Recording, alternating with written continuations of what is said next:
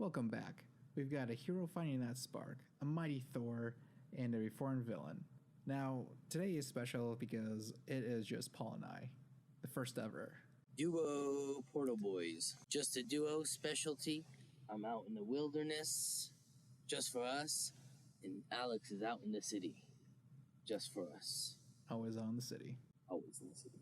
Let's get into those spoilers. Woo. Spoiler time. All right. Hopefully you've seen it.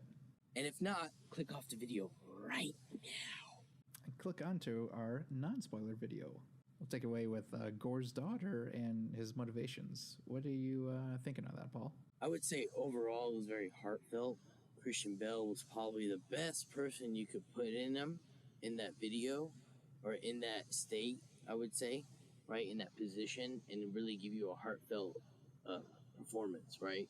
And that follows through what I'm trying to say is like the design they chose for Gore, right? They had, at the end of the day, had to go with the human design, and the best person to portray that, the facial features and the body language was Christian Bale. So that's good that they casted him for it. I would say overall, Gores Daughter and how it happened was very, very, very, like I said, heartfelt, and it got me on my, playing on my heartstrings. And I got choked up even early in the movie. And I said, oh no, it's going to be one of these movies. And overall, his motivations, I would say, were understandable, right? He placed all his faith into God's, and at the end of the day, when he met his own God in face-to-face, he was, treated like an ant, almost, right? A human to an ant. And so that's why I felt his understanding, like, his just kind of going, haywire and just like losing it. I understood him, you know what I mean? And I didn't hold him like against him. And I would understand when I saw gods like Zeus, who had all that power and chose still not to do anything about it. And so those are the things I'm trying to say. Like, it was understanding as soon as like it was revealed a lot of the things, like when they went to that city, Pantheon City, and just to see all those gods just sitting around, watching Zeus show off. What do you think? Yeah, no, I totally agree with you because I like it that it wasn't just a typical cookie cutter villain. He actually had intention and motivation that drew him in. Yeah, I mean, daughter dying, he's the last of his people. He, finally meets, it gets to an oasis, meets his God, thinks he's saved, but he's not. His God's just like, oh, well, you're just another ant. More of you will come. Always do. You're worthless to me. And so that to Gore, that's like heartbreaking. He sacrificed everything. His daughter died for God, for the salvation that he thought was going to come, but it didn't. And so, and you could hear it before he went to the oasis, that little whispering of evil. And it was like, go here. And then when he meets the god, he's like, take the sword, kill him, kill all of the gods. Didn't that kind of remind you of like in Shang-Chi, his father? The darkness was calling for him again. Yeah. Right? Are they the same entity, you think, Alex? Or what do you think? Yeah, honestly, it could be. It's all connected. They both happen in Phase 4, let me tell you that. Usually what Marvel does is when things are connected, they play them in the same phase. So I don't know. We'll see. Now go on to the Mighty Thor. Mighty Thor. Yeah, honestly, I was pretty surprised that Jane Foster was Mighty Thor. I haven't read the comics, and I've just heard about this, and it was kind of nice to see that they actually did put her in the cinematic universe. And actually used her character, right, to the next level, right, and give her that story arc that she needed. All these, I mean, like, it was a character that was used and affected Thor in many ways. I mean, it was part of him even getting depressed in, Endgame. It was one of those domino effects that led him there, where he got depressed and you found him in New Asgard, kind of just like hanging out, right? And you wanted to see that story unfold. You wanted to reach a climax of it, and I feel like they did that in this movie. They did Mighty Thor, that storyline, justice. They did, in my eyes. Even the way at the end where she felt she was not going to do it just so they can give her and Thor one more romantic chance, right? One more time to give themselves a relationship. She chose the right thing and come to help him because he was going to lose, right, at the end of the day. but I liked at the end of it, it led to the cosmic being of Entity. This is why I enjoyed this phase of Marvel. It was leading to those cosmic beings, and I want to see the bigger aspects, the big ones that pull the strings. So in this movie, the Mighty Thor storyline leads into that just right, and I like that aspect. And they did it justice in my eyes. I like how they didn't just like plop her in there. I was like, oh, now we have Mighty Thor in here. There we go. I'll say when she died at the end, that really got me, and I was surprised that they're going to kill her off so quickly in this movie.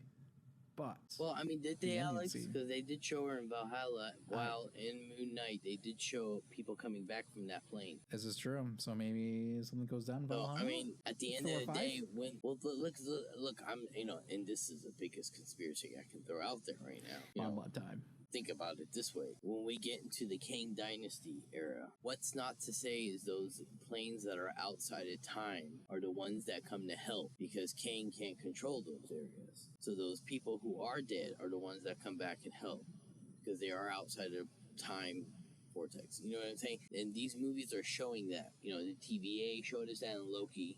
Miss Marvel shows us that too, right? How she's able to switch in and out at the end, that little teaser. Even the way Toby and Andrew are able to come back into our areas. Outside of Mighty Thor coming back eventually in this whole Kang Dynasty aspect, I would love to see them adapt either in Thor 5 or Thor 6, Beta Ray Bill, right? They teased him in Thor 3 as a statue. He is in the universe. There was rumors of him popping out in this movie, and he didn't. So the only other person I see him teaming up with is him in the next movies. So that would be nice to see them adapt that. You know what I mean? I mean, that'd be amazing. Because, I saw the statue in Thor 3, and then I was like, okay, is this it? Are they just going to tease him? Or is there going to be more to this character? And at the end of it, the next couple movies, we saw how this movie ended, right? With Thor taking care of Gores' daughter. And we saw how their relationship was growing at the end and what they had to go do. It was like a father and a daughter situation, right? They grew up, and it's the same bit. And she has powers and whatnot. What if, the next movie, she's kidnapped and things, and he had to use Beta Ray Bill to come help him? You see what I'm saying to you? There's ways that they can adapt. What if Kang kidnaps her? It's possible. And Thor goes on a rampage following her, trying to get her back. Dude, that's giving me chills right now. That'd be nice, dude. That would be nice. But you know what else gave me chills? Huh. The music. The music, man. It was a expansion of Ragnarok, but I felt like in Ragnarok it was better used. What do you think? So I think the music here was better used than Ragnarok. So opposing your opinion, just because yes, of course. It's those battle scenes that really counted for me. The music enhanced them so much because the music was so energizing, and I was so pumped up for it that I was like, oh yeah, I'm on board, really on board. Even at the last battle scene with all the kids fighting, because at first I was like, oh, okay, it's all the kids are going to fight, blah, blah, blah. But then that music kicked in, and I was like, ooh, okay, I'm ready. I'm pumped up for this. I'm liking this. I'm like, usually I don't like this, but the music really does it for me. It changes, how I feel about it. It was, in a way, I would say, music that was done, the battle music was good. I would say what I was saying earlier was how you use outside music. For example, this music was more 80 driven. It was more like Guns N' Roses, right? And he had a lot of Guns N' Roses playing. Oh, yeah, heavy. And it was cool, but I would love to see him adapted like he did in the movie before, right? When he used a lot of Led Zeppelin. A lot of the battle music was that, right? And in this movie, the battle music was separate than that, like you're saying, right? But like you said, I will grant it. I do agree with you. The music did make me feel certain emotions, but hearing that it almost made you cry twice, I would have to hear about this, please. What areas were it where it made you choke up? Well, okay, obviously it's like when Jane was like, towards the end. When Thor and Jane were talking on the ship, and Thor's like, he hears about her having cancer, and he's like, I just want to feel shitty about you. And I was like, oh yes, feel shitty about her, man. It was so heartbreaking. and then at the end, when she is like, they go to the dark zone, they're fighting Gore, and then they have to go back, and Jane's in the hospital. And I was like, oh shit, she's gonna die. And that really got me because she wanted to go, but Thor's like, no, stay because I love you. And I was like, yeah, man, love her. Yeah, man, I feel you. Those were heartfelt. I think for me, I will to back you up. I had a couple scenes right at the beginning. Like I said earlier, Gores' daughter passing in front of his own hands pretty much got me. And then, like you said, at the end, when Thor was just like, yeah, I told Jane one more time, got me too. There are bits and parts that got me too, and it was an emotional movie for that. But as emotional as it was, the action was there, right? The fight scenes were so done well that it counterbalanced the dramatic aspects of the movie, right? There was action packed and then it was dramatic. So I felt like the ups and downs of the movie overall felt great. They definitely counterbalance the dramatic because because you have that low point where you're sad and you're like, oh shit, the characters. But then, the fight scenes get, going. You get the music, and you're like, oh, I'm going up. Oh, I'm at a high now. It was really fun. I mean, the goats were a perfect aspect of that, right? Whenever there was always a comic relief sitting there. So it was good, right? Downs up. Yeah. Makes it a nice roller coaster ride overall, I would say. Overall, I want to say one thing is that I was happy to see that Thor retains his strength. Thor got a major boost from the second movie as far as power strength, dude. Like, I mean, when he lost his hammer and he started understanding his true power, right? And then even when he went and got Stormbreaker, levels jumped and he became the actual god, power of Thor that we have. And to see him continue that, where he could just snap and just do it now again, I was happy to see that. There was a couple times where his power was inconsistent. In Age of Ultron, he wasn't as powerful as I thought he should have been, right? By that time, he's already had a Battle of New York, and it was just he wasn't as powerful. Maybe I'll go back and rewatch it and have a different opinion. It wasn't until he, started losing stuff, really, mom dying. Even when his mom passed, there was no power upgrade. There should have been a power upgrade, what I'm trying to say, His mom passing. That didn't come till when he went and got Stormbreaker and understood how to use it, all that stuff. Or not when he went and got Stormbreaker, but afterwards, when he was all fat and he had to go talk to his mom one more time. They retcon that. They try to help themselves out. They try to fix it, right? What can we do? They use the retcon to go back and use that to make him more powerful. That's what I'm trying to say. Talking to his mom made him more powerful. She told him, stop being who you think you should be. Just be who you're supposed to be. And that right there led him to being, a better Thor, what I'm trying to say at the end of the day, right? It was okay for Captain America to pick up the hammer or Jane Foster to pick up the hammer and things like that. He was okay with that, He became a better Thor, I would say. At the end of the day, what do you think about him retaining his power? Did you feel that was usually an issue, or do you feel like it wasn't? No, I thought it was good.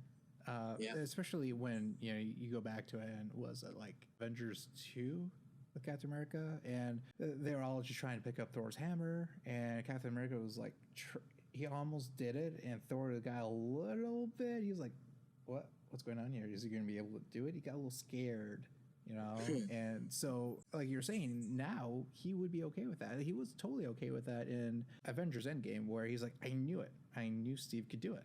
Pick up the hammer, and he's using it. That's a lot of character development on his part. Growth, yeah. And not only is he strong, but he's also more fit, as you can tell. Lost that weight, man. Lost that beard belly. He's got it, and now the audience was able to see all of it. When Zeus, flicks off his clothes, and there was too much. Even the men soldiers were fainting. Mm-hmm. Yeah. Overall, what did you rate it again?